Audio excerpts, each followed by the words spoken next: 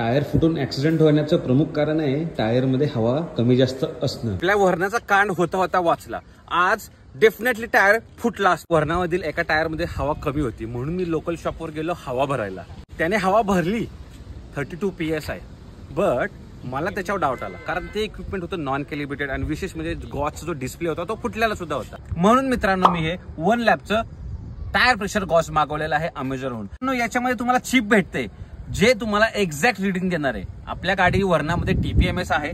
जेव्हा मी pressure check केलं 39 PSI होतं आणि आपल्या वरणाच्या TPMS नुसार 39 PSI होतं. तर मित्रांनो 1 लॅबचं हे टायर प्रेशर गॉज खूप छोटा आहे, हाय क्वालिटी आहे आणि इझी टू यूज आहे. मित्रांनो 1 लॅबचे टायर प्रेशर गॉज सुटेबल आहे सगळ्या टाईपच्या व्हेकलसाठी, ट्रकसाठी, सायकलसाठी, स्कूटीसाठी, बाईकसाठी किंवा तुमच्या कारसाठी. बाहेर मार्केटमध्ये जे टायर प्रेशर गॉज भेटतं त्याचं जे हेड प्लास्टिक असतं पण याचं हेड झिंक अलॉयचं, त्याच्यामुळं स्ट्रॉंग बिल्ड क्वालिटी भेटते आणि याचा लुक पण चांगला दिसून येतो. तर असं हे 1 लॅबचं टायर प्रेशर गॉज तुम्ही सुद्धा अमेझॉनवरून मागू शकता आणि गाडीचं टायर प्रेशर मॉनिटर करू शकता जेणेकरून टायर तुमचा फुटणार नाही आणि दुसरं टायरची लाईफ सुद्धा वाढू शकते.